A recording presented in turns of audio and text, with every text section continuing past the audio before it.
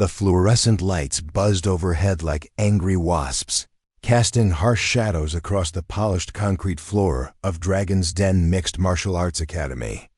In the corner, a woman sat alone on a weathered wooden bench, her fingers wrapped around a cracked ceramic mug that had seen better days.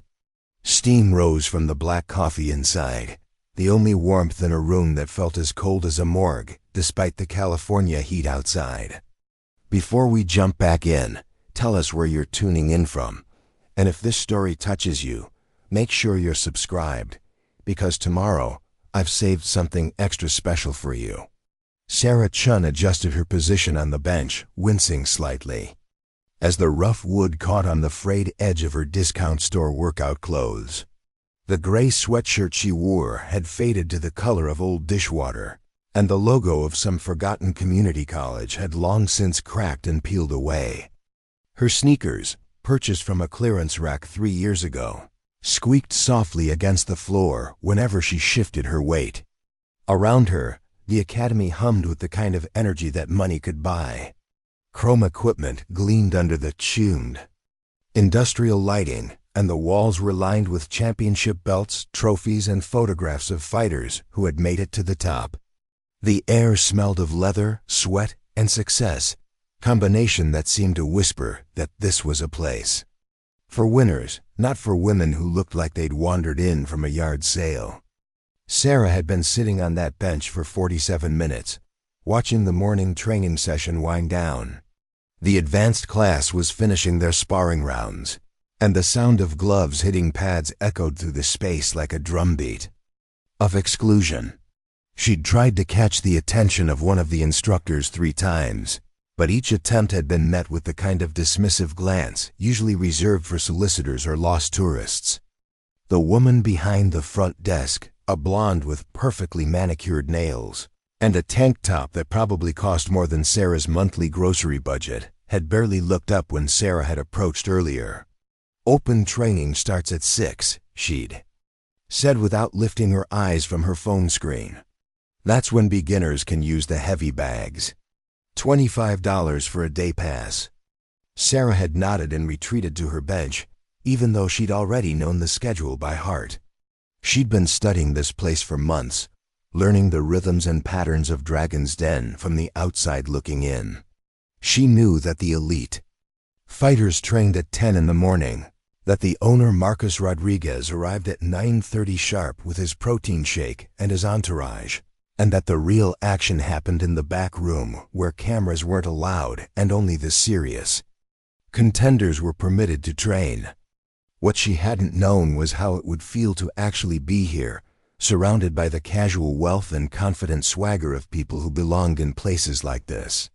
The woman next to her on the bench was scrolling through Instagram posts of herself in designer workout gear, her water bottle adorned with crystals that probably cost more than Sarah's car payment.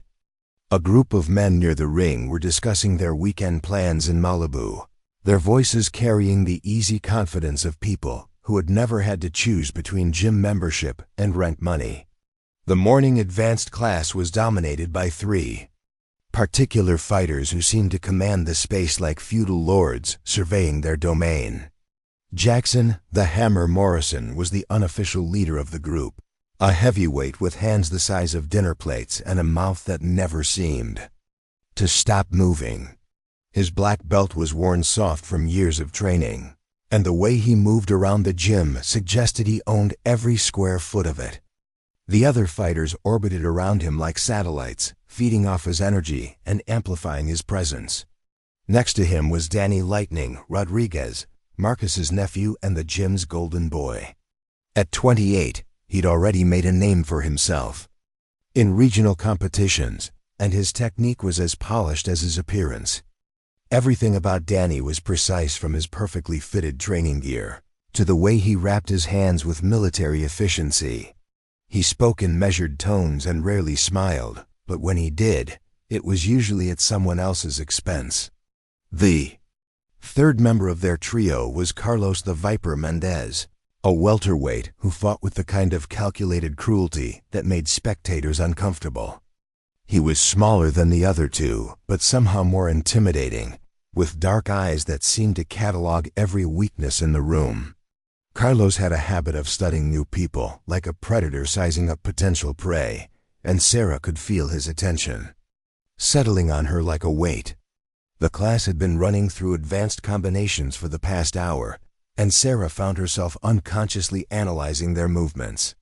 Jackson relied too heavily on his power, telegraphing his punches with shoulder dips that a seasoned fighter would see coming from across the room. Danny's footwork was textbook perfect but predictable, following patterns that could be exploited by someone patient enough to wait for the right moment. Carlos was the most dangerous of the three, not because he was the most skilled, but because he was the most willing to fight dirty when the situation called for it. As the session wound down, Sarah noticed the way the other gym members deferred to the three fighters. Equipment was cleaned and put away without being asked. Water bottles were refilled, and towels were offered with the kind of automatic deference usually reserved for royalty. It was a hierarchy as clear as military ranks and Sarah's position, and it was somewhere below the janitor. The blonde at the front desk finally looked up from her phone as the advanced class began to disperse. "Training's over," she called out to Sarah with the kind of forced cheerfulness that customer service workers used on difficult customers. "Open training doesn't start for another 6 hours." Sarah took a slow sip of her coffee, feeling the bitter liquid coat her throat. "I'm not here for open training," she said quietly, her voice carrying just far enough to be heard by the woman behind the desk. "I'm here to apply for the amateur tournament next month." The gym fell silent in the way that restaurants do when someone drops a tray of dishes. Conversation stopped mid-sentence, and the sound of equipment being moved came to an abrupt halt. Even the music playing from the speakers seemed to fade into the background, replaced by the kind of attention that made Sarah's skin prickle with awareness. Jackson Morrison was the first to recover, his laughter booming across the space like a cannon shot. "Did she just say she wants to fight in the tournament?" he asked, looking around the room as if he needed confirmation that he'd heard correctly. "The amateur tournament? The one where actual fighters compete?" Danny Rodriguez set down his water bottle with deliberate precision, his movements as controlled as everything else about him. "Ma'am," he said, his voice carrying the kind of patronizing politeness that was somehow worse than outright hostility, "I think there might be some confusion. The tournament next month is for experienced fighters, people who've been training for years." Sarah felt the weight of every eye in the room settling on her like spotlights.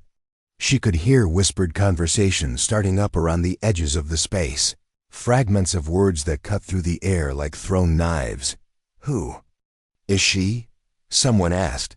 "Is this some kind of joke?" Came another voice. "Should someone call Marcus?" Preparing and narrating this story took us a lot of time, so if you are enjoying it, subscribe to our channel. It means a lot to us. Now back to the story. The blonde behind the desk looked genuinely distressed, as if Sarah's presence was creating a problem that might reflect poorly on her performance review. "I'm sorry, but registration for the tournament closed last week," she said, her voice taking on the sing-song quality of someone reciting policy. "And you would need to provide proof of training history, medical clearance, and insurance documentation." Sarah nodded slowly, reaching into the small backpack she'd placed beside her feet. The bag itself was nothing special, canvas worn thin, at the edges with a zipper that stuck if you pulled it too quickly. But from inside, she withdrew a manila folder that had been carefully organized and meticulously maintained. The papers inside were crisp and clean, photocopied at the library and arranged in the order required by the tournament regulations. "I have all the documentation," she said, standing up from the bench with the kind of fluid grace that made it look effortless. "Medical clearance from Dr. Patricia Williams on Sunset Boulevard, insurance through the State Athletic Commission, and my training history going back 8 years. The gym fell silent again, but this time the quality of the silence was different. It was the kind of quiet that preceded either explosive laughter or genuine concern. and Sarah couldn't tell which way it was going to break. Carlos Mendez was the first to move, pushing off from the wall where he'd been leaning and walking towards Sarah with the predatory grace of someone who enjoyed making others uncomfortable. His eyes never left her face as he approached, and Sarah could see him cataloging details, the way she held herself, the steadiness of her breathing, the fact that she hadn't looked away from his stare. 8 years of training, he said, his voice soft enough that people had to lean in to hear him. That's interesting. 8 years of what exactly? Pilates? Yoga?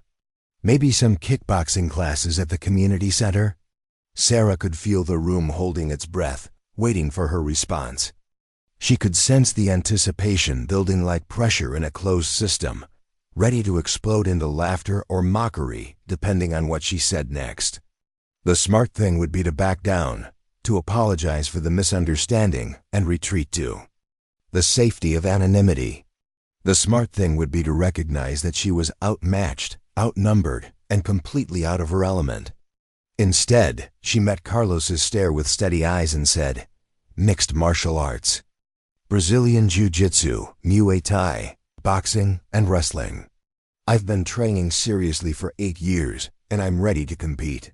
The explosion of laughter that followed was like a dam bursting.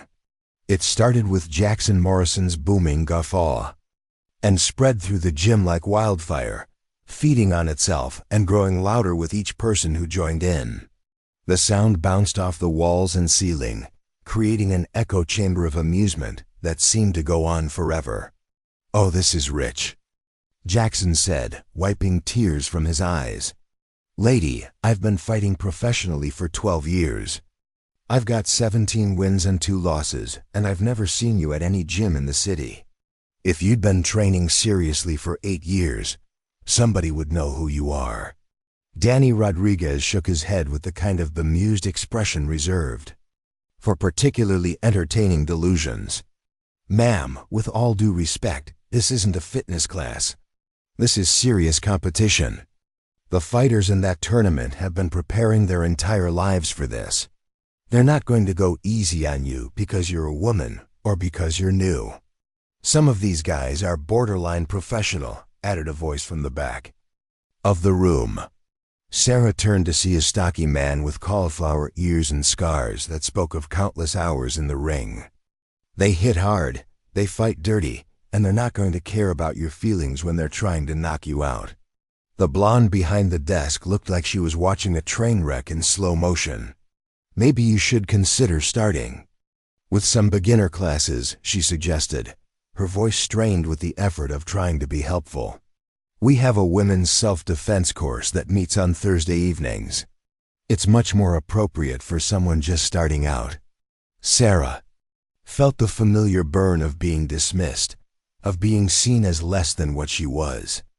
It was a feeling she'd carried for most of her life, like a weight that never quite went away no matter how much she accomplished or how hard she worked.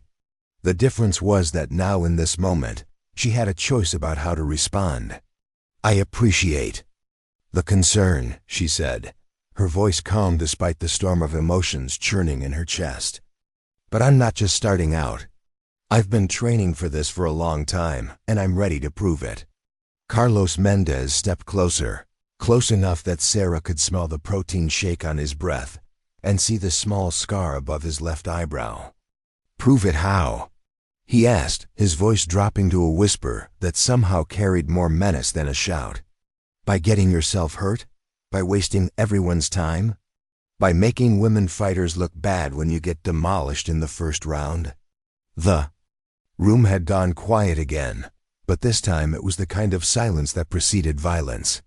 Sarah could feel the tension building like electricity in the air before a thunderstorm, and she knew that she was at a crossroads. She could back down and preserve her dignity, or she could push forward and risk everything.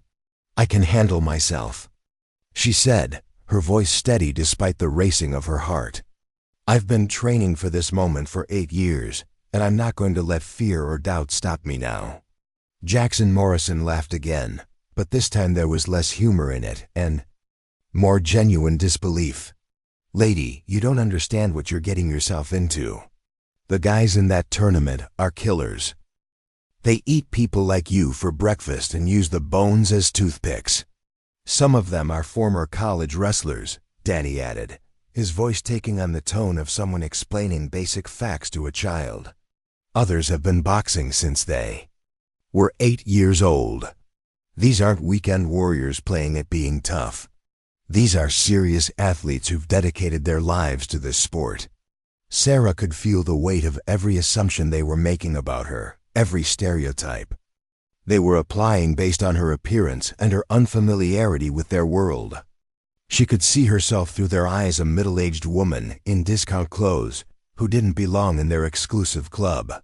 Someone who had wandered into their domain by mistake and was too stubborn or too stupid to recognize her error. The problem was that they weren't entirely wrong. She didn't belong here, at least not in the way they understood belonging. She hadn't paid thousands of dollars for private training sessions or spent her weekends at exclusive seminars with famous fighters. She hadn't grown up in a gym or learned to fight from coaches who charged more per hour than most people made in a day. What she had was different, and she wasn't sure they would understand it even if she tried to explain. "I know what I'm getting myself into," she said, her voice carrying a note of finality that made several people in the room look up from their phones. "I've been preparing for this tournament for months. I know the rules, I know the competition. And I know myself. I'm ready to fight." The gym erupted in a mixture of laughter and disbelief, with conversations breaking out in small groups as people tried to process what they were witnessing. Sarah could hear fragments of commentary floating through the air like verbal shrapnel. "Is she serious?" Someone asked. "Does she have any idea what she's talking about?" "This is going to be a disaster," came another voice. "Someone's going to get hurt, and it's not going to be pretty." "Maybe we should call Marcus," suggested a third person. "He needs to know about this before it gets out of hand." But underneath the surface noise, Sarah could detect something else, a current of genuine curiosity, mixed with the kind of fascination that people felt when watching a car accident in slow motion. They wanted to see what would happen next, even as they predicted that it would end badly. Carlos Mendez was still standing close enough to touch, his eyes studying Sarah's face with the intensity of someone trying to solve a puzzle. "You know." "What?" he said slowly, his voice carrying across the now quiet gym. "I think we should give her a chance to show us what she's got." The suggestion landed like a grenade in the middle of the room, and Sarah could feel the energy shift from mockery to something more dangerous.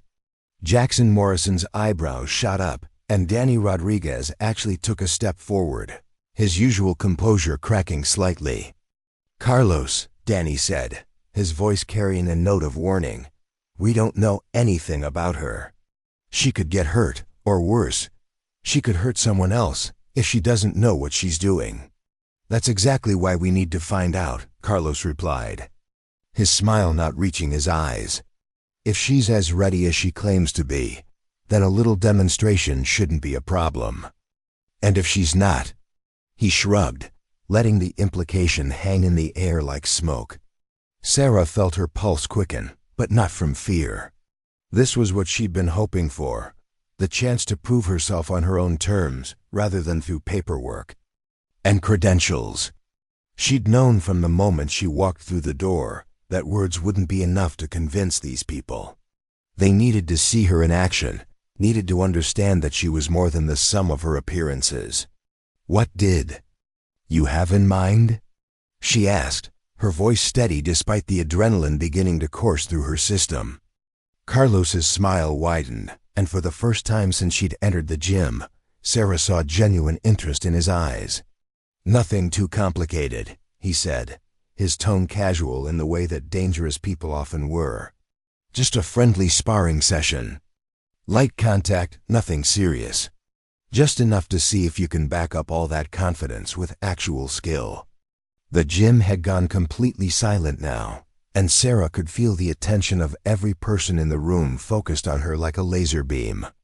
She could sense the anticipation building, the kind of electric excitement that preceded either triumph or disaster. This was her moment, the crossroads where she would either prove herself worthy of their respect or confirm their worst assumptions about her. "I'm ready," she said, her voice carrying across the silence like a bell tolling. "When do we start?" The question hung in the air for a moment, and Sarah could see the wheels turning in Carlos's mind as he considered the logistics of what he was proposing. Around them, the gym had taken on the atmosphere of a Roman Colosseum, with spectators unconsciously forming a circle around the area where the drama was about to unfold. Jackson Morrison stepped forward, his massive frame casting a shadow over the proceedings. "Hold on," he said, his voice carrying the authority of someone who was used to being listened to. "If we're going to do this, we need to do it right. Proper gear, proper rules, and someone to referee who knows what they're doing." "I'll referee," Danny offered, his voice taking on the businesslike tone of someone who was already mentally preparing for the worst-case scenario. "Light contact only, no ground game, and we stop the moment someone gets hurt or says they've had enough." Sarah nodded, feeling the familiar pre-fight sensation of time seeming to slow down and sharpen into focus. She'd been preparing for this moment for so long that it felt almost surreal to finally be here, surrounded by people who were about to discover who she really was. The blonde behind the desk had abandoned all pretense of working and was now openly staring at the scene unfolding in front of her. "Should I call Marcus?" she asked, her voice uncertain. "I mean, if something goes wrong." "Marcus is in meetings all morning," Danny replied, his attention focused on the logistics of setting up the impromptu sparring session. "We'll deal with the consequences later. Right now, let's just see what happens." Sarah walked over to the bench where she'd been sitting and began to remove her outer layer of clothing. The sweatshirt came off to reveal a simple black tank top underneath, and she kicked off her worn sneakers to expose bare feet that were calloused in ways that suggested years of training. Her movements were economical and practiced, with none of the nervous energy that might be expected from someone about to face their first real test. As she prepared, conversations began to break out around the gym in hushed tones. Sarah could hear fragments of speculation and commentary, pieces of a puzzle that the spectators were trying to solve in real time. "Look at her hands," someone whispered. "Those aren't the hands of someone who's never been in a fight." "Check out those calluses on her feet," came another voice. "She's been doing this for a while." "But where?" asked a third person. "I've never seen her at any of the gyms in the city." Sarah ignored the commentary and focused on her preparation. She began to move through a series of stretches and warm-up exercises, her body flowing from one position to the next with the kind of fluid grace that came from years of repetition. Her movements were precise but not showy, functional rather than flashy. Carlos Mendez was also preparing, but his approach was different.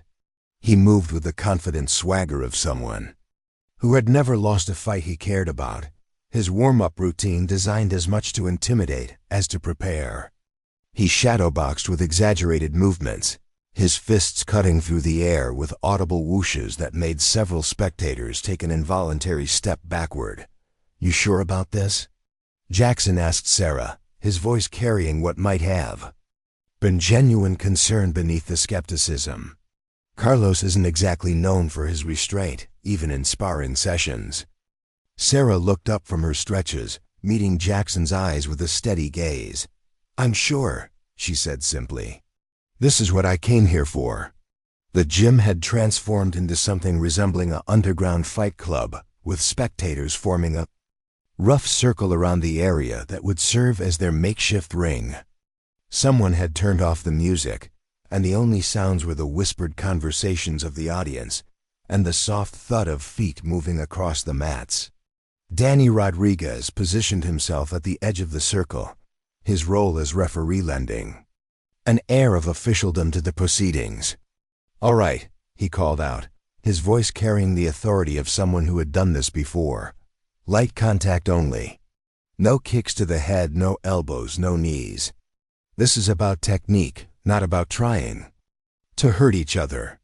Carlos nodded, but Sarah could see the predatory gleam in his eyes that suggested he had his own interpretation of what light contact meant. She'd seen that look before, in the eyes of fighters who viewed every interaction as a contest to be won, regardless of the stated rules. "Touch gloves and come out fighting," Danny continued, his voice taking on the rhythm of a professional referee.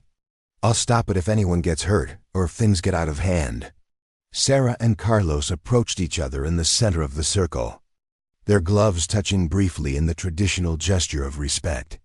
But as they backed away, Sarah could see that respect was the last thing on Carlos's mind. He was studying her like a puzzle to be solved, looking for weaknesses and openings that he could exploit. The moment Danny called fight, Carlos launched himself forward with the kind of explosive aggression that had made him a feared opponent in local competitions.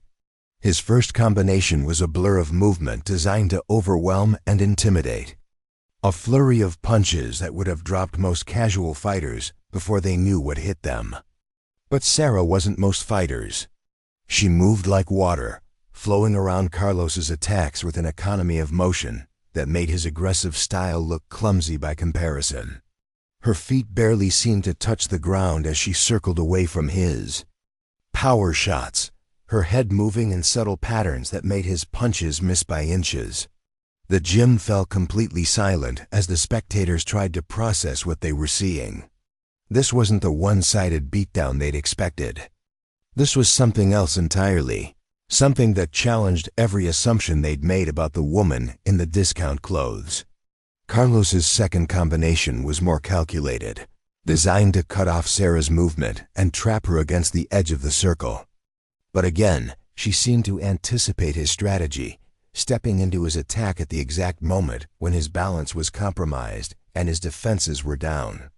What happened next was so fast that several spectators would later claim they missed it entirely.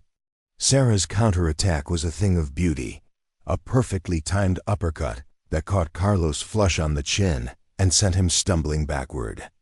But she didn't stop there. As he tried to recover his balance, she followed up with a lightning-fast combination that landed cleanly on his solar plexus, doubling him over and leaving him gasping for breath.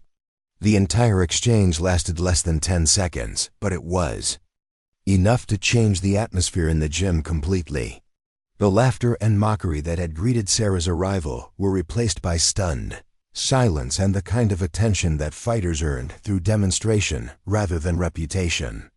Carlos straightened up slowly, his face flushed with embarrassment and something that might have been anger.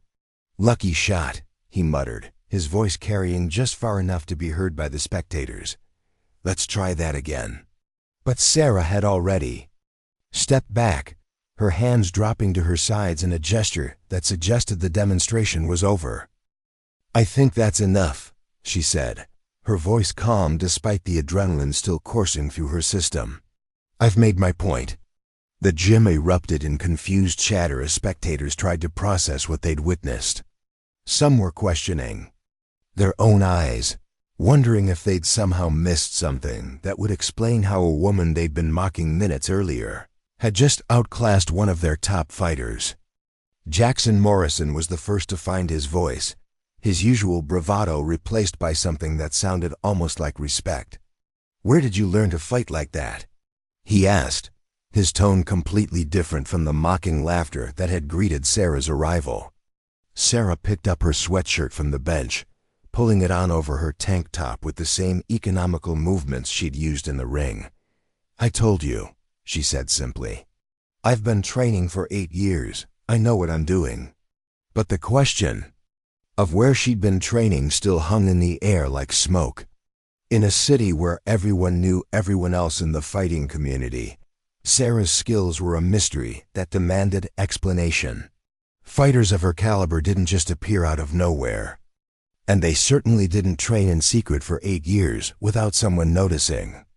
Danny Rodriguez looked like he was trying to solve a complex mathematical equation, his usual composure cracked by the demonstration he'd just witnessed. "What gym?" he asked, his voice carrying the kind of intensity that suggested he needed an answer. "Who's your coach? Where have you been training?" Sarah slung her backpack over her shoulder, her expression giving nothing away. "Different places," she said, her voice carrying a note of finality that suggested the conversation was over. "I've learned from a lot of different people over the years." The non-answer only deepened the mystery, and Sarah could see the wheels turning in the minds of everyone around her. They were trying to place her, to fit her into their understanding of how the fighting world worked. But she didn't fit, and that realization was beginning to dawn on them like a slow sunrise. Carlos Mendez had recovered his composure, but his eyes never left Sarah's face as she prepared to leave. "This isn't over," he said, his voice carrying the kind of quiet menace that made smart people nervous. "You got lucky today, but luck runs out eventually." Sarah paused at the door, her hand resting on the handle as she considered her response. Around her, the gym had gone quiet again, waiting to see how she would react to the challenge. She could feel the weight of their expectations, the unspoken assumption that she would back down now that she'd proven her point. Instead, she turned back to face Carlos, her expression calm but unyielding. "I'll be at the tournament next month," she said, her voice carrying across the silent gym like a promise. "If you want to find out how lucky I really am, you're welcome to sign up and face me in the ring." The door closed behind her with a soft click, leaving the gym in stunned silence. For several minutes, nobody moved or spoke, as if they were all waiting for someone to explain what had just happened. The demonstration had lasted less than 5 minutes, but it had changed everything about how they understood the world they thought they knew. Jackson Morrison was the first to break the silence, his voice carrying a note of wonder that he couldn't quite hide. "Did that really just happen?" he asked, looking around the room for confirmation. "Did she really just make Carlos look like an amateur?" The blonde behind the desk was staring at the door through which Sarah had disappeared, her phone forgotten in her hand. "Who was that?" she asked, her voice barely above a whisper. "I mean, who was she really?" Danny Rodriguez walked over to the bench where Sarah had been sitting, his eyes scanning the floor as if looking for clues she might have left behind. "I don't know," he said slowly, his voice carrying the kind of uncertainty that was foreign to someone who prided himself on knowing everything about the local fighting scene. "But I think we're about to find out." Carlos Mendez was still standing in the center of the circle, his hands clenched into fists at his sides. The embarrassment of being outclassed so completely was written across his face in lines of anger and frustration. "This isn't over," he repeated, his voice carrying the kind of venom that suggested he was already planning his revenge. "Nobody makes me look like a fool and walks away clean." But even as he spoke, there was something in his eyes that suggested he wasn't as confident as his words implied. He'd felt Sarah's power firsthand, had experienced the precision and timing that came from years of serious training. Whatever he'd expected when he'd suggested the sparring session, it hadn't been this. The gym slowly began to return to its normal rhythm, but the atmosphere had changed permanently. Conversations were more subdued, and there was an undercurrent of speculation that hadn't been there before. Sarah's brief appearance had raised questions that nobody could answer, and those questions were already beginning to spread beyond the walls of Dragon's Den. By evening, the story would be making its way through the network of gyms and fight clubs that connected the city's martial arts community. Videos would be uploaded to social media, grainy footage shot on phones that had been pulled out too late to catch the action, but in time to capture the aftermath. The mystery of the woman who had appeared from nowhere and made Carlos Mendez look like an amateur would become the kind of legend that fighters told each other in whispered conversations. But for now, in the immediate aftermath of her departure, the gym was still processing what had happened.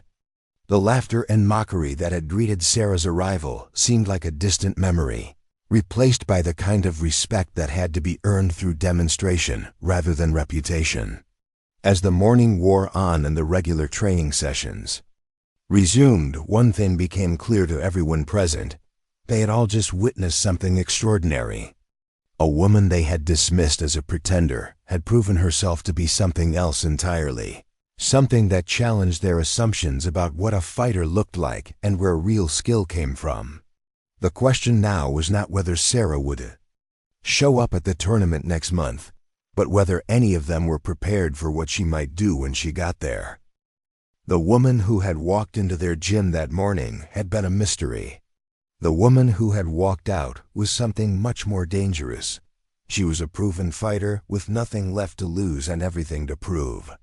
And in the world of competitive fighting, that was the most dangerous opponent of all.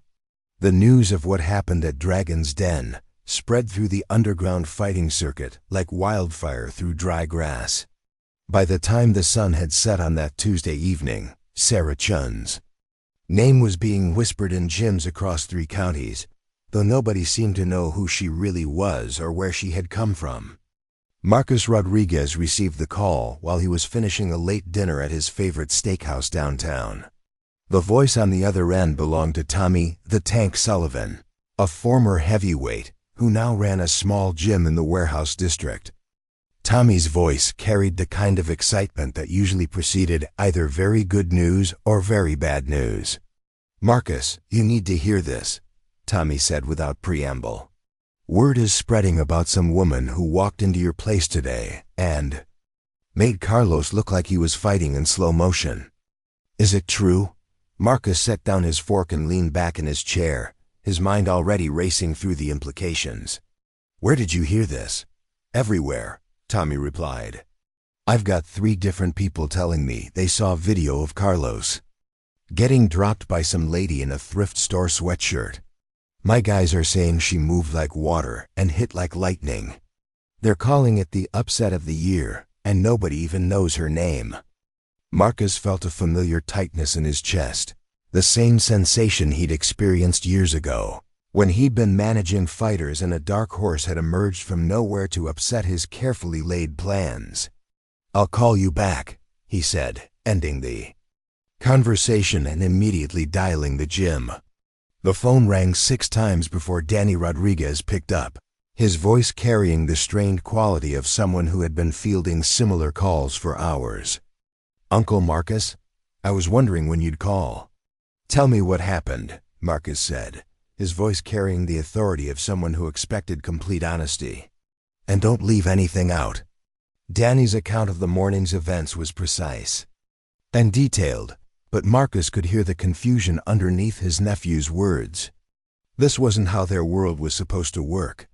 Fighters didn't just appear from nowhere with skills that rivaled professionals.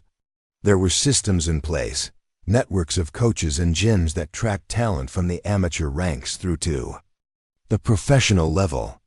Sarah Chun had somehow bypassed all of that, and her very existence challenged the fundamental assumptions about how the fighting world operated. "What's her background?" Marcus asked when Danny had finished his account. "Who's her coach? Where has she been training?" "That's the problem," Danny replied. "Nobody knows. She says she's been training for 8 years, but nobody's ever seen her before today. It's like she materialized out of thin air with the skills of someone who should be headlining events at the MGM Grand." Marcus closed his eyes and rubbed his temples, feeling the onset of a headache that had nothing to do with the wine he'd been drinking.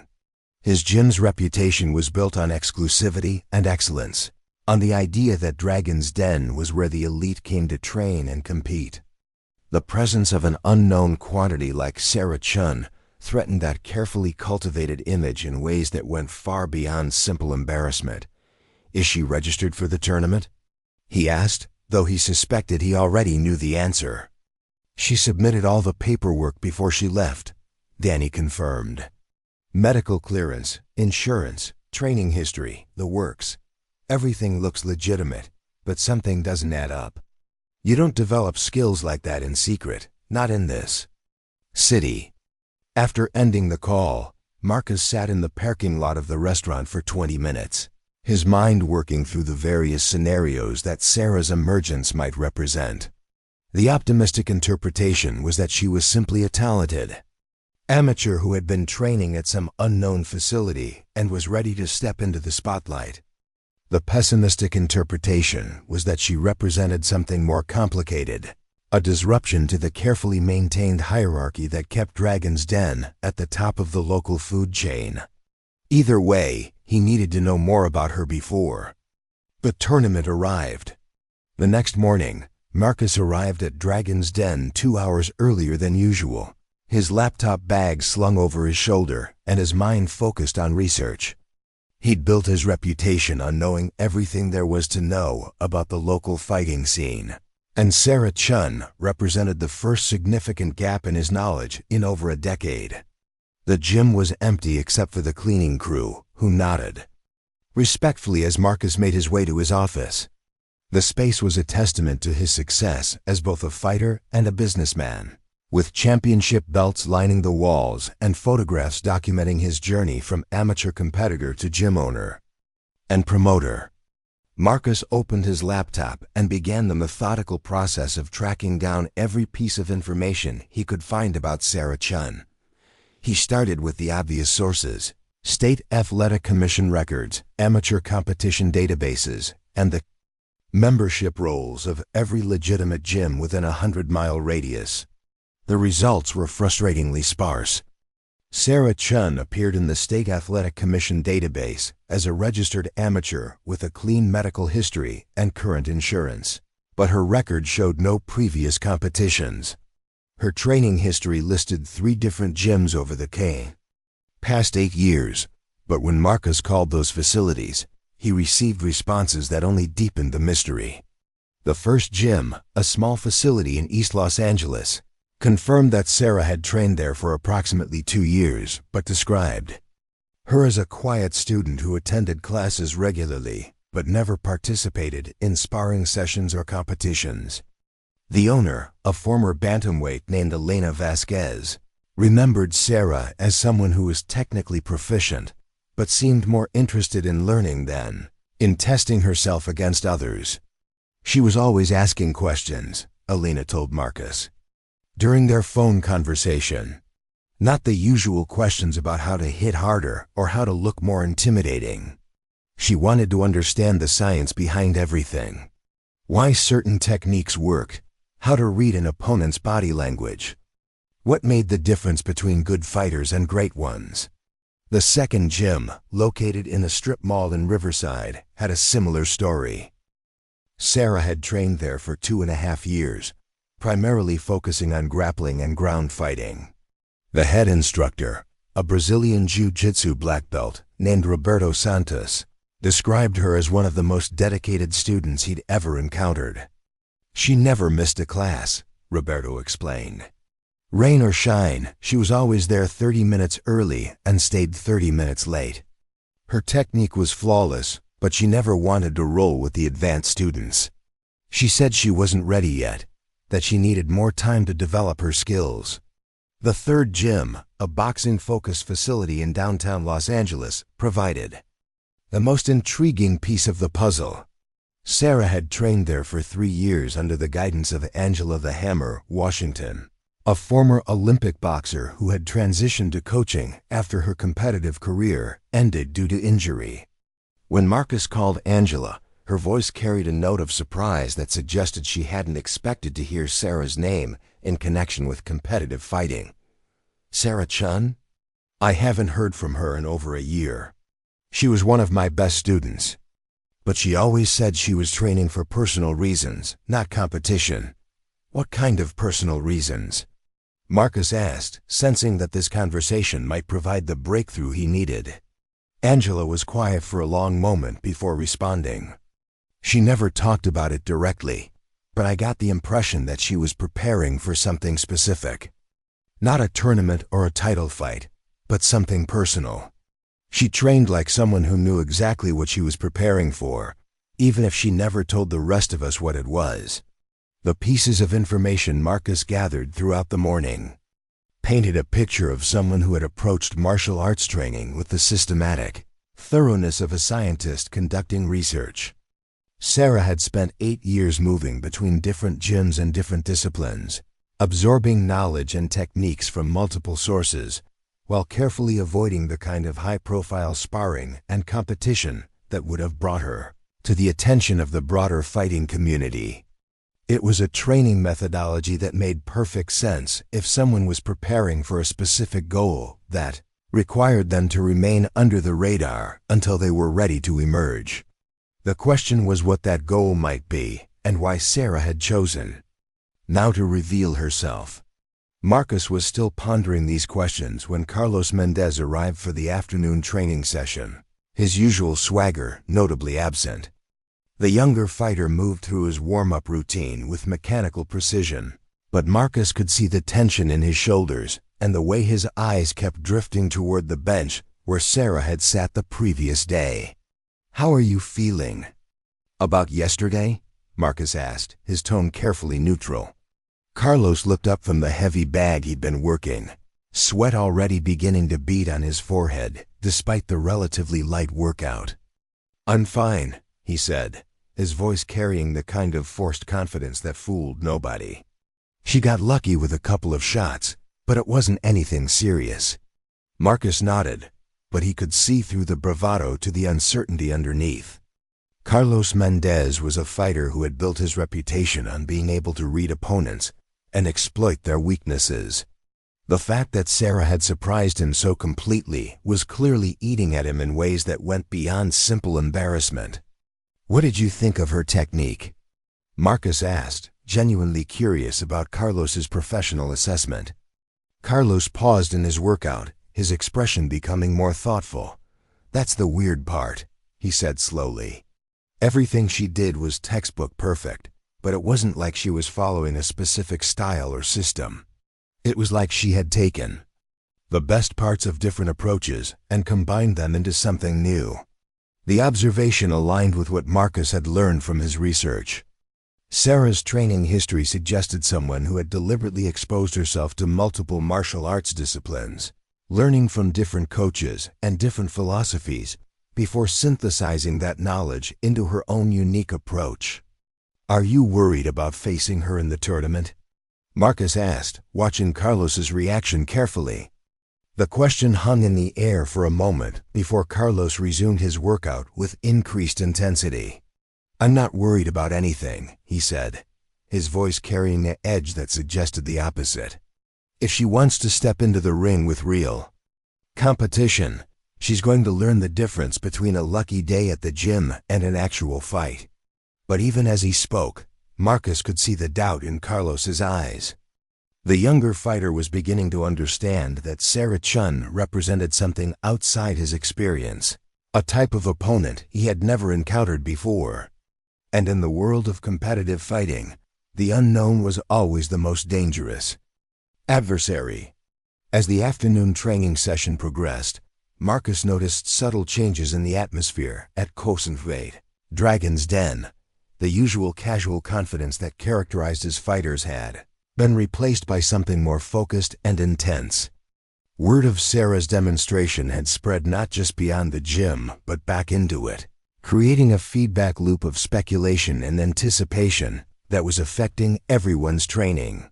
Jackson Morrison arrived an hour into the session, his massive frame filling the doorway as he surveyed the gym with the careful attention of someone looking for signs of change. His usual entourage of training partners and hangers-on was notably smaller than usual, and Marcus could see that even the heavyweight was feeling the psychological impact of the previous day's events. "Any word on Mystery Lady?" Jackson asked without preamble, his voice carrying the kind of forced casualness that suggested he'd been thinking about little else since leaving the gym the previous day. "Her name is Sarah Chun," Marcus replied, deciding that there was no point in maintaining unnecessary secrecy. "She's registered for the tournament, and her paperwork is completely legitimate." Jackson nodded slowly, his expression thoughtful. "I've been asking around, calling some friends at other gyms. Nobody's heard of her, but everybody's heard about what happened yesterday. The story keeps getting bigger every time someone tells it." Marcus had noticed the same phenomenon. The initial accounts of Sarah's demonstration had been relatively modest, describing a brief sparring session in which she had surprised Carlos with a few well-timed shots. But as the story spread through the fighting community, it had grown, in both scope and significance, transforming from a minor upset into something approaching legend. By the time the story reached gyms on the other side of the city, Sarah Chun had become a mysterious martial arts master who had humiliated one of the region's top fighters with a display of skill so advanced that witnesses were questioning their own eyes. The truth was impressive enough, but the legend was already beginning to take on a life of its own. "What do you think her game is?" Jackson asked, lowering his voice as if Sarah might somehow be listening from wherever she was spending her afternoon. Marcus had been wondering the same thing. In his experience, fighters who possessed advanced skills didn't usually keep them hidden for years before emerging without warning. There was typically a progression from amateur competitions to professional contracts, a pathway that allowed talented individuals to build reputations and develop fan bases while gradually increasing the level of their opposition. Sarah's approach was the opposite of that conventional wisdom. She had apparently spent years developing her skills in relative obscurity before emerging fully formed and ready to compete at a high level. It was a strategy that made sense if she had specific goals that required the element of surprise, but it also suggested a level of long-term planning that was unusual in the typically impulsive world of competitive fighting. "I think she's been preparing for something specific," Marcus said finally. "The question is whether that something is the tournament itself or something larger."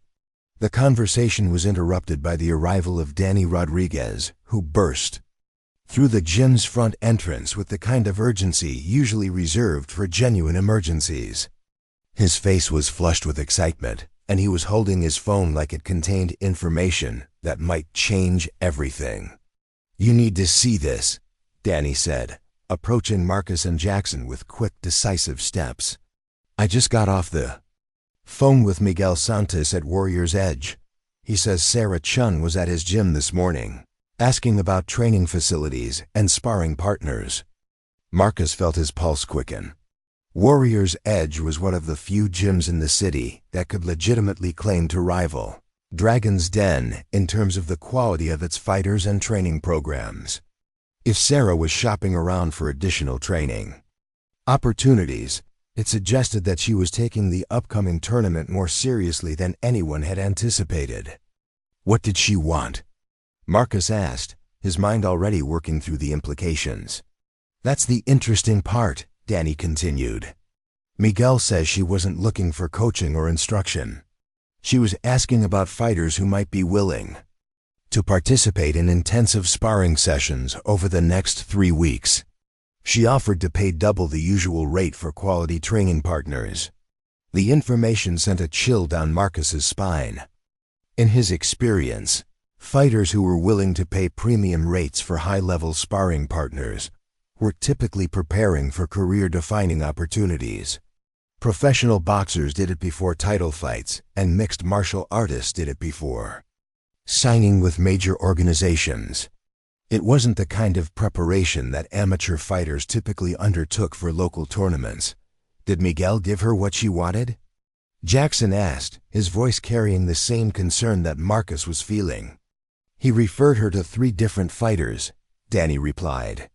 "All of them are former professionals who do training partner work to supplement their income. Miguel says she asked specifically for people who wouldn't be competing in the tournament themselves, people who could give her quality work without any conflict of interest." Marcus closed his eyes and tried to process the significance of what he was hearing. Sarah Chun wasn't just planning to show up at the tournament and hope for the best. She was investing serious time, money, and effort into preparing for the competition in ways that suggested she viewed it as something more important than a local amateur event. The realization raised uncomfortable questions about what Marcus and his fighters might be walking into. If Sarah was treating the tournament like a professional-level competition, It meant she either had aspirations that extended far beyond the local fighting scene, or she had personal motivations that made the outcome critically important to her. Either way, it suggested that the tournament was going to be significantly more challenging than anyone had anticipated. As the afternoon wore on, more information began to filter back to Dragon's Den through the network of relationships that connected the city's various gyms and training facilities. Sarah Chen was apparently conducting what could only be described as a comprehensive preparation campaign, reaching out to specialists in different aspects of martial arts, training and requesting intensive sessions that were typically reserved for fighters preparing for major professional bouts. She had contacted a sports psychologist who worked with elite athletes, requesting sessions focused on performance under pressure and maintaining focus in hostile environments. She had arranged for consultations with a nutritionist who specialized in combat sports, looking for ways to optimize her physical condition over the 3 weeks remaining before the tournament. She had even reached out to a video analyst who typically worked with professional teams, asking for breakdowns of fighting footage from previous tournaments. Each piece of information painted a picture of someone who was approaching the upcoming competition with the systematic thoroughness of a military campaign. Sarah Chen wasn't just training for the tournament. She was studying it, analyzing it, and preparing for it in ways that suggested she understood exactly what she was up against and exactly what it would take to succeed. The level of her preparation was impressive, but it was also intimidating. Marcus had seen professional fighters invest less effort in preparing for career-defining opportunities than Sarah was apparently investing in what was supposed to be a local amateur tournament. By the time the evening training session began, the atmosphere at Dragon's Den had shifted from casual confidence to something approaching genuine concern. The fighters who had been so quick to dismiss Sarah the previous day were now treating her upcoming participation in the tournament as a serious threat that required careful consideration and planning. Carlos Mendez arrived for the evening session with a different attitude than he'd displayed earlier in the day. The forced bravado had been replaced by the kind of focused intensity that Marcus recognized from fighters who had finally understood the magnitude of the challenge they were facing.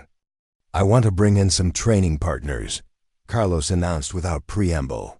"People who can help me prepare for different styles and approaches. If this Sarah Chen thinks she can out-prepare me, she's got another thing coming." Marcus nodded approvingly. The request showed that Carlos was taking the situation seriously and was willing to invest in his own preparation rather than relying solely on natural talent and past success. It was the kind of professional approach that separated good fighters from great ones. "What kind of training partners are you looking for?" Marcus asked, already mentally reviewing the list of available fighters who might be willing to work with Carlos. "I want people who move like she does," Carlos replied. "Fluid, technical, someone who can make me work for every opening. I don't want to be surprised again." The request was reasonable, but Marcus knew it would be difficult to fulfill. Sarah's movement style was unusual enough that finding training partners who could replicate it would be challenging. Most fighters develop their approach around a specific discipline or philosophy, but Sarah seemed to have created something uniquely her own. "I'll make some calls," Marcus said.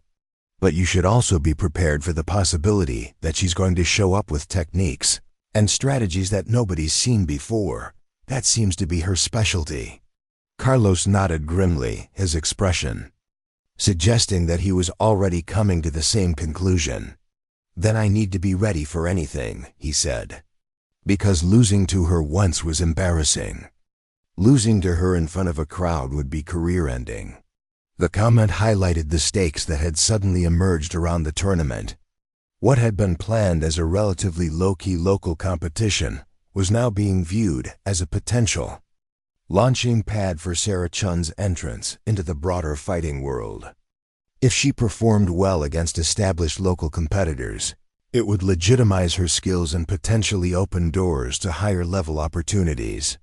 But for the fighters she defeated along the way, the opposite would be true. Being beaten by an unknown amateur could damage reputations that had taken years to build and could close doors that might never open again. As the evening training session progressed, Marcus found himself studying his fighters with new eyes, evaluating their strengths and weaknesses against the unknown quantities that Sarah Chun represented. He realized that he had become comfortable with the predictable hierarchy of his gym, with the established patterns of who could beat whom and under what circumstances. Sarah's emergence had disrupted those patterns in ways that forced everyone to reconsider their assumptions about their own abilities and their place in the local fighting ecosystem.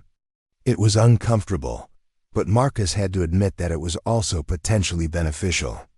Complacency was the enemy of improvement, and Sarah Chun had certainly eliminated any possibility of complacency among his fighters. The question now was whether his fighters would rise to the challenge or be overwhelmed by it. The tournament was still 3 weeks away, but Marcus could already sense that it was going to be unlike anything the local fighting community had experienced before. As he watched Carlos work through combinations on the heavy bag, Marcus made a mental note to increase his own preparation for the tournament. If Sarah Chun was treating it like a professional-level competition, then he needed to ensure that Dragon's Den was ready to meet that standard. The reputation of his gym, and possibly the future of competitive fighting in the region, might depend on how well his fighters performed against an opponent who had already proven that she was unlike anything they had encountered before.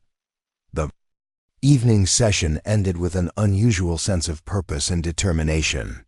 Fighters who had been going through the motions earlier in the week were now training with the intensity of people who understood that they were preparing for something significant. Marcus locked up the gym that night with the satisfaction of knowing that his fighters were taking the challenge seriously, but also with the nagging concern that they might not fully understand what they were preparing for. Sarah Chun remained a mystery. And mysteries were dangerous in a sport where knowledge of your opponent could mean the difference between victory and defeat. As he drove home through the city streets, Marcus found himself looking forward to the tournament with a mixture of anticipation and apprehension. It was going to be interesting, but it was also going to test everything he thought he knew about the sport he had dedicated his life to understanding.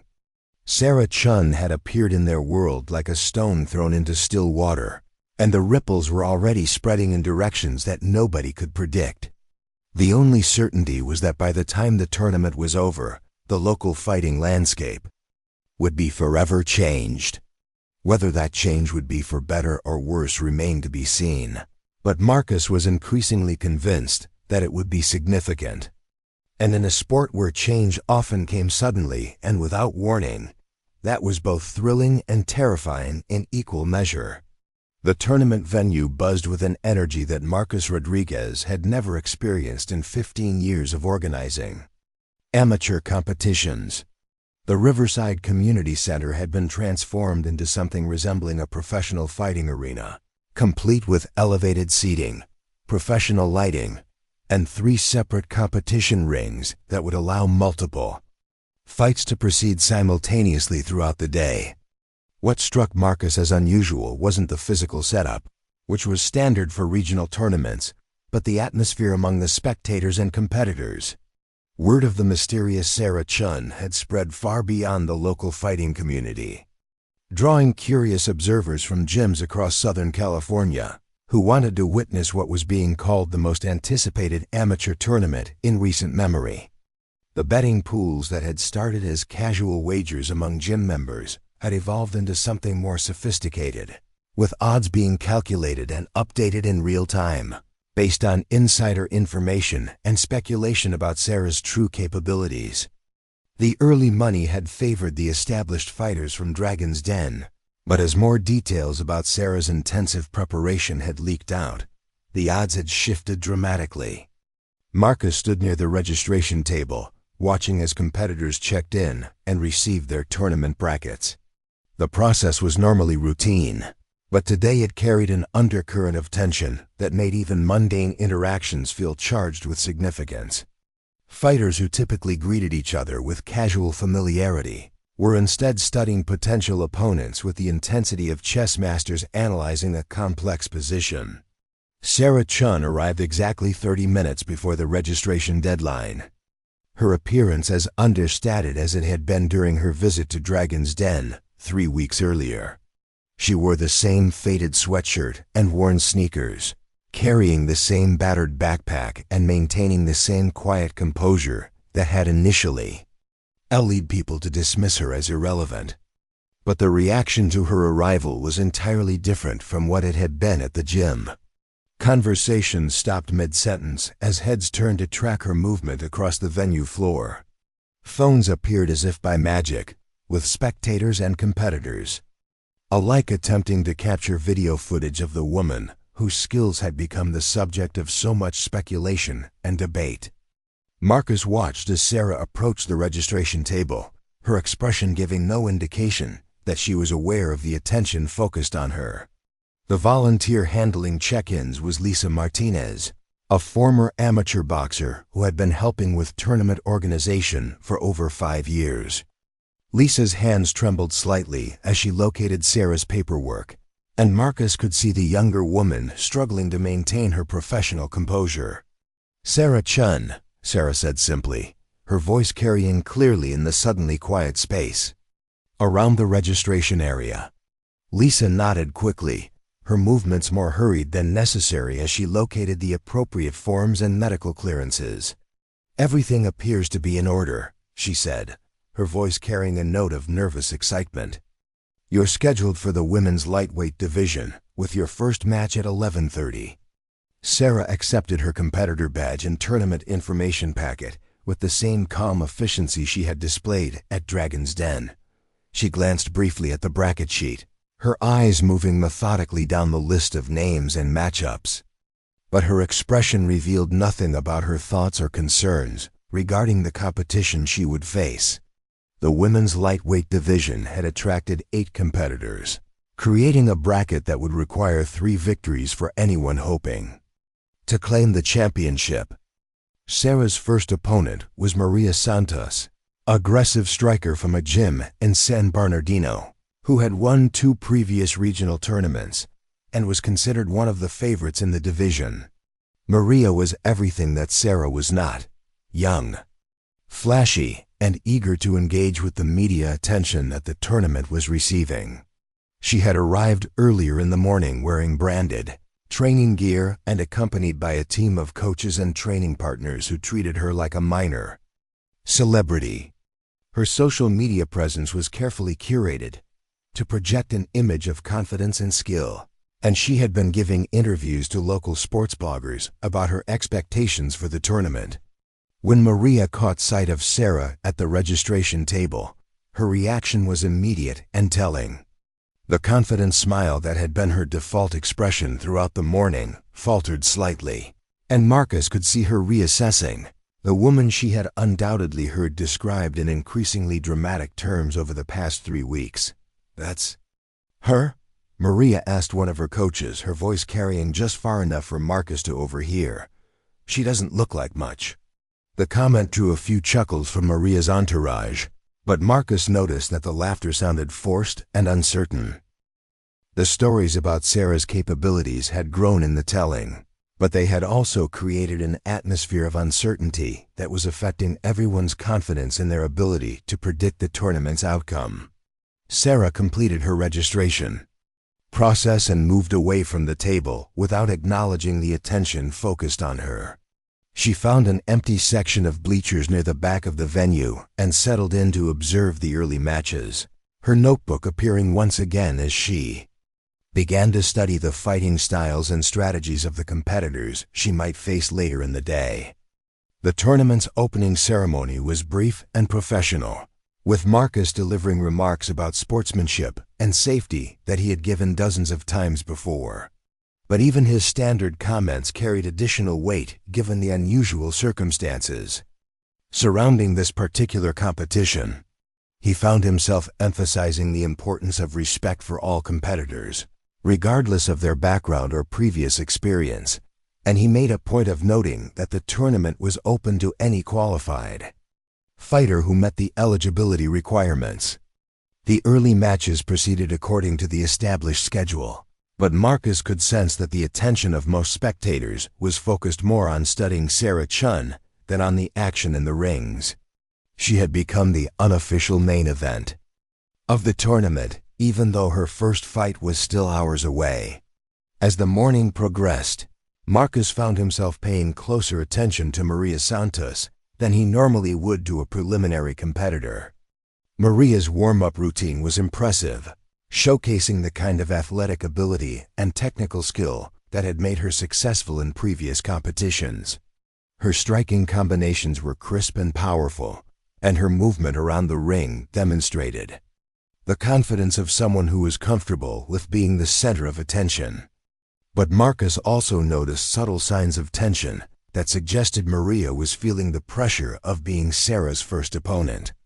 Her usual pre-fight routine was more elaborate than necessary, and she seemed to be working harder to project confidence than she typically did. The presence of local media and the larger-than-usual crowd had elevated the stakes of what should have been a routine early-round match. Carlos Mendez had positioned himself near one of the warming areas, ostensibly preparing for his own first-round match, but obviously keeping one eye on Sarah's preparations. Marcus could see the intensity with which Carlos was studying her movements, looking for clues that might help him understand how she had managed to surprise him so completely during their sparring session. Sarah's warm-up routine was notably different from the elaborate displays being conducted by other competitors. She moved through a series of stretches and basic movements with the same methodical precision she had shown at Dragon's Den, but there was no showmanship involved. She wasn't trying to intimidate opponents or impress spectators. She was simply preparing her body for the physical demands of competition. Jackson Morrison had also arrived early, despite the fact that his first match wasn't scheduled until mid-afternoon. The heavyweight had positioned himself in the front row of the spectator seating, and Marcus could see him taking notes as he observed Sarah's preparation routine. Jackson had apparently decided that understanding Sarah's approach might provide insights that would benefit his own performance later in the day. The first few matches of the tournament proceeded without major surprises, with higher-seeded competitors advancing as expected. But Marcus noticed that the usual casual atmosphere of an amateur tournament had been replaced by something more intense and focused. Fighters were studying their opponents more carefully, coaches were providing more detailed tactical guidance, and spectators were paying closer attention to technical details than was typical for this level of competition. Sarah's influence on the tournament extended beyond her own upcoming matches. Her presence had elevated the seriousness with which everyone was approaching the competition, transforming what was usually a friendly regional gathering into something that felt more like a professional event. The psychological impact of her reputation was affecting fighters who wouldn't face her directly, creating a ripple effect that was changing the entire dynamic of the tournament. As 11:30 approached, the venue's energy reached a crescendo that Marcus had never experienced at an amateur event. Conversations died down as spectators positioned themselves for optimal viewing of Sarah's first match, and even fighters who were scheduled for later bouts stopped their own preparations to observe what many were calling the most anticipated first-round match in tournament history. Maria Santos entered the ring first, her entrance choreographed to project maximum confidence and aggression. She shadowboxed energetically in her corner, her movements sharp and precise, while her coaches provided last-minute tactical reminders and encouragement. The crowd responded positively to her display, appreciating the kind of pre-fight theatrics that had become standard in competitive fighting. Sarah's entrance was the opposite of theatrical. She walked to the ring with the same quiet composure she had maintained throughout the morning, her movements economical and focused. She wasn't trying to entertain the crowd or intimidate her opponent. She was simply transitioning from preparation to competition with the mechanical precision of someone executing a well-rehearsed plan. The contrast between the two fighters was stark and immediately apparent to everyone in the venue.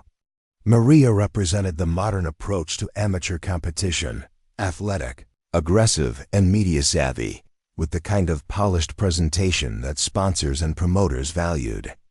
Sarah represented something different and more difficult to categorize: technical, methodical, and seemingly indifferent to the external pressures of competition.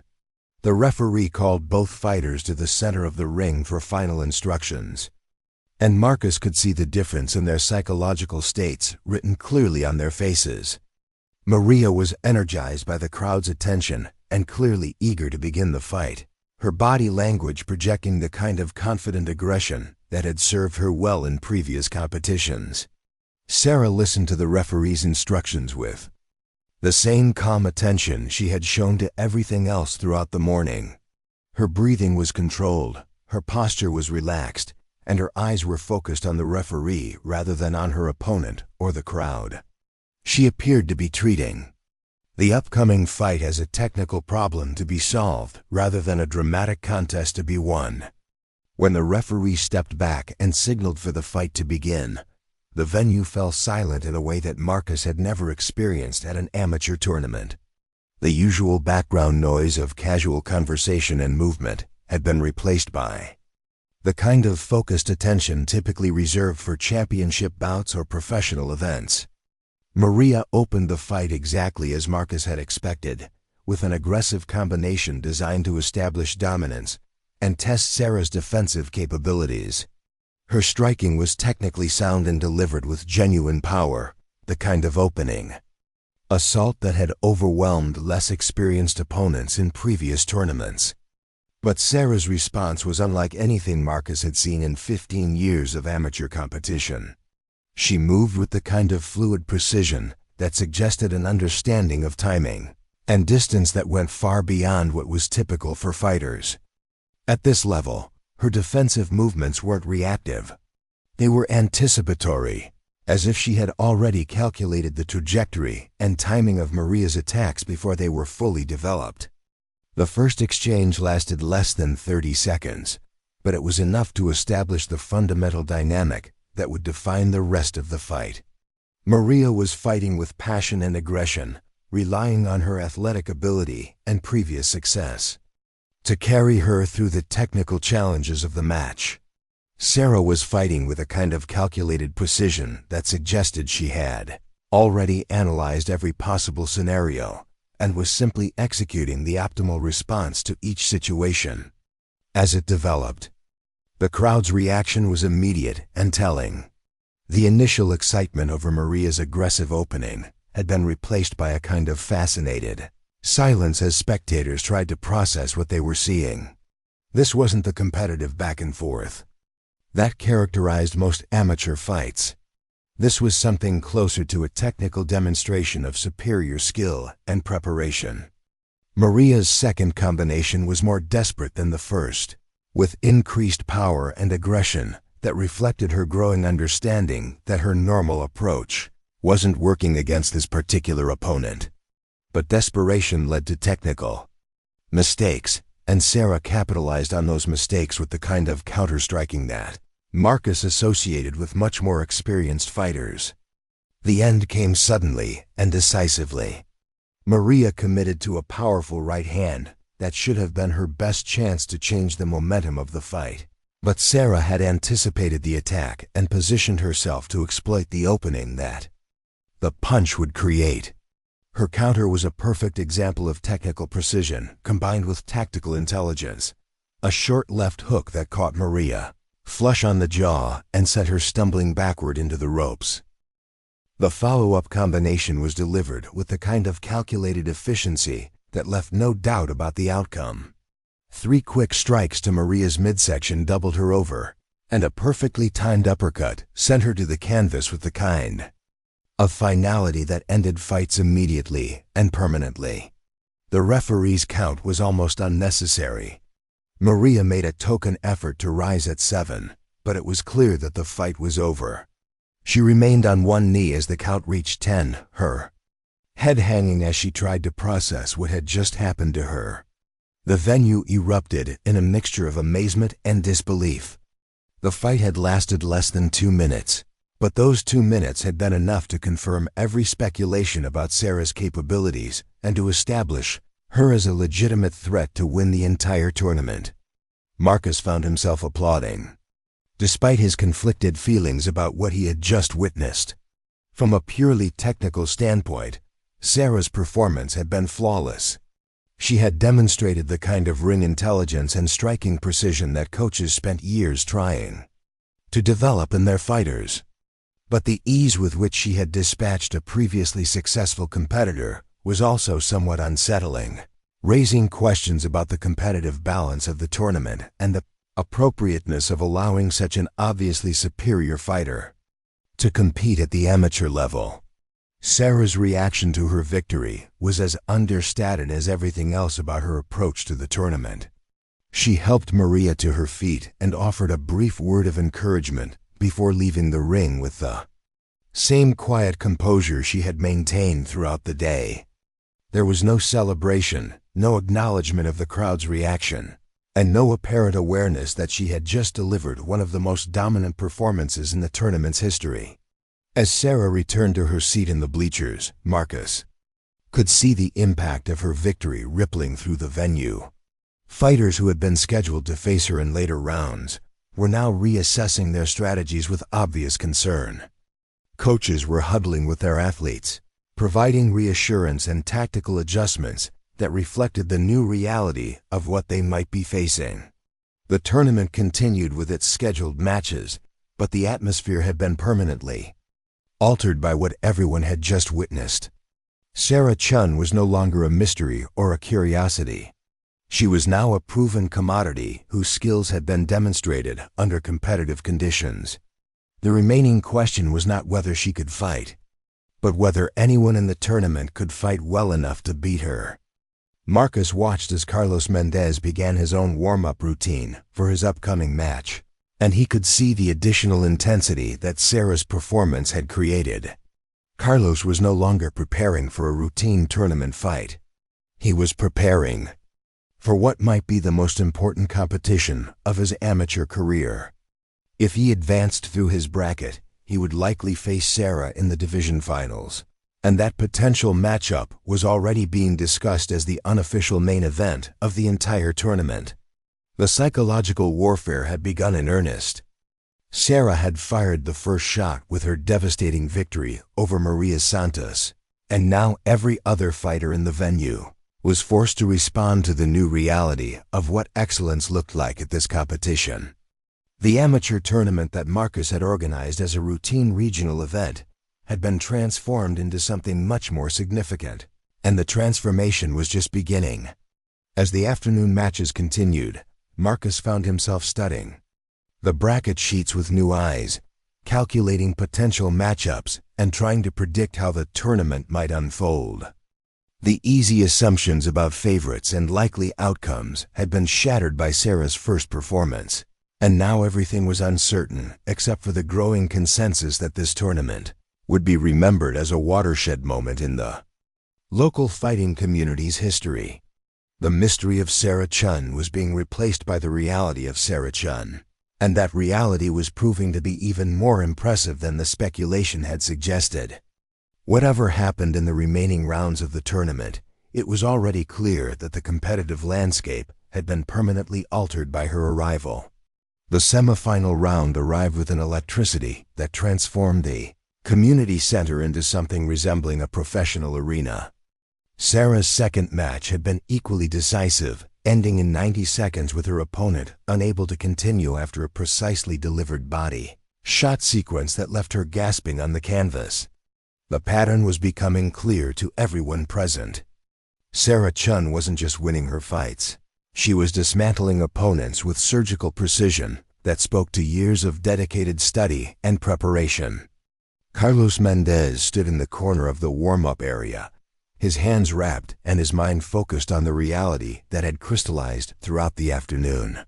His own path to the finals had been more challenging than expected, with opponents who had clearly raised their games in response to Sarah's dominance. The ripple effect of her presence had elevated everyone's performance, creating a tournament atmosphere unlike anything the local fighting community had experienced. The venue was now packed beyond its intended capacity, with spectators standing along the walls and crowding into any available space. Word of Sarah's performances had spread beyond the fighting community, drawing curious observers who had heard about the mysterious woman who was rewriting the rules of amateur competition. Local sports media had arrived, setting up cameras and conducting interviews with shocked competitors who struggled to explain what they were witnessing. Marcus Rodriguez watched from his position near the judges' table as Sarah prepared for the championship match with the same methodical calm she had displayed throughout the day. She stretched with mechanical precision, reviewed notes in her worn notebook, and sipped water at measured intervals. Her routine hadn't changed despite the escalating stakes and growing attention, projecting an image of someone who had visualized this exact scenario countless times. The championship match represented more than just a tournament victory. It had become a symbolic confrontation between the established order of the local fighting hierarchy and the unknown quantity that Sarah represented. Carlos carried the expectations of Dragon's Den and the broader network of gyms that had initially dismissed Sarah as irrelevant. His victory would restore the natural order and confirm that traditional training methods and established reputations still mattered in competitive fighting. Sarah's victory would represent something entirely different, proof that excellence could emerge from unexpected places, and that assumptions about what fighters looked like or where they came from were ultimately meaningless when skill was demonstrated under pressure. The referee called both fighters to the center of the ring for final instructions, and the contrast between them was stark. Carlos entered with the swagger of someone who had spent years believing in his own superiority, his entrance accompanied by cheers from supporters who had followed his career since his amateur beginnings. His pre-fight routine was polished and confident, designed to project dominance and intimidate opponents who might be psychologically vulnerable. Sarah's approach was unchanged from her earlier matches. She walked to the ring with quiet purpose, acknowledged the referee's instructions with professional courtesy, and took her position with the same composed readiness she had maintained all day. The crowd's energy seemed to flow around her without affecting her mental state, as if she existed in a bubble of focused concentration that external pressures couldn't penetrate. When the referee signaled the start of the championship round, Carlos opened with the aggressive combination that had served him well throughout his amateur career. His striking was powerful and technically sound, delivered with the confidence of someone who had rarely encountered opponents capable of matching his intensity. He pressed forward immediately, looking to establish dominance and end the fight quickly before Sarah could settle into the rhythm that had destroyed her previous opponents. But Sarah's defensive response was poetry in motion. She moved like water around Carlos's attacks, her footwork so fluid that his most powerful strikes seemed to hit nothing but air. Her head movement was subtle but perfectly timed, creating the illusion that Carlos was always just missing while never appearing to exert significant effort to avoid his attacks. The crowd fell silent as they watched technical defensive skills that belonged in professional rings rather than amateur tournaments. Carlos's frustration was immediate and visible. His second combination was more desperate than calculated, with increased power that came at the expense of technical precision. Sarah capitalized on the opening with a counter-punch sequence that landed with audible impact, sending Carlos stumbling backward and drawing gasps from spectators who had expected him to dominate the early exchanges. The psychological momentum shifted in that moment. Carlos realized that everything he had heard about Sarah's capabilities was true, and that realization created the kind of doubt that was fatal in competitive fighting. His next attack was hesitant rather than decisive, allowing Sarah to dictate the pace and positioning of the fight.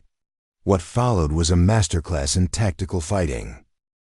Sarah began to systematically dismantle Carlos's game plan, countering his strengths and exploiting weaknesses that had never been exposed by previous opponents. Her striking was surgical in its precision, targeting specific areas that would maximize damage while minimizing her own risk. Every technique she employed seemed to serve multiple purposes, creating openings for follow-up attacks while simultaneously limiting Carlos's ability to respond effectively. The end came with devastating suddenness. Carlos committed to a desperate combination that represented his last chance to change the trajectory of the fight.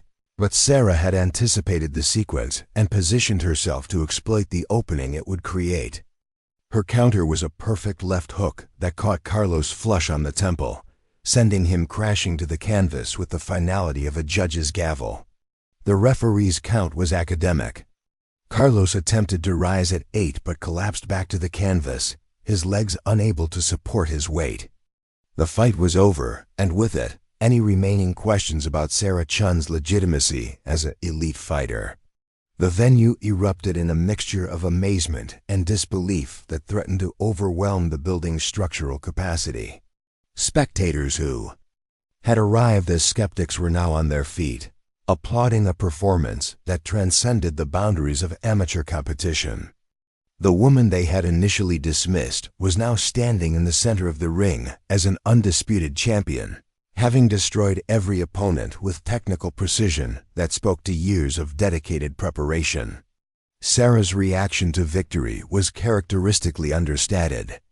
She helped Carlos to his feet and offered words of encouragement, then accepted her championship medal with gracious professionalism.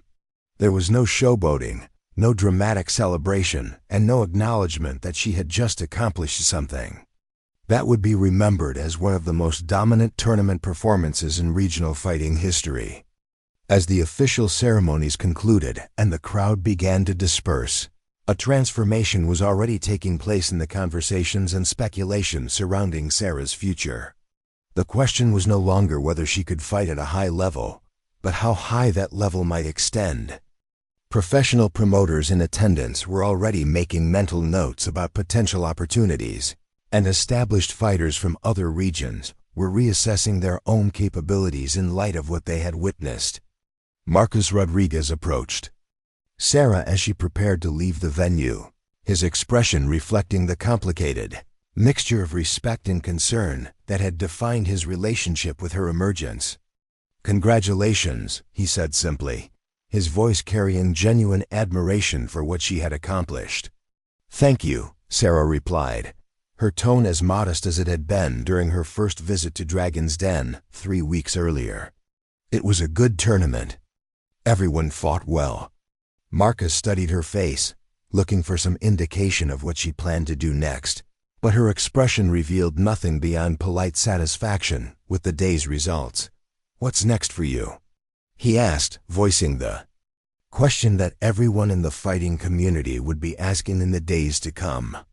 Sarah shouldered her backpack and looked around the venue one final time, her gaze settling briefly on the rings where she had systematically dismantled the local fighting hierarchy. "I'll keep training," she said quietly. "There's always more to learn." The answer was both perfectly honest and completely inadequate, leaving Marcus with the same sense of mystery that had surrounded Sarah from the beginning. She had achieved her goal of winning the tournament, but that victory had only raised larger questions about her background, her motivations, and her ultimate aspirations in competitive fighting. As Sarah walked toward the exit, conversations followed her movement across the venue floor.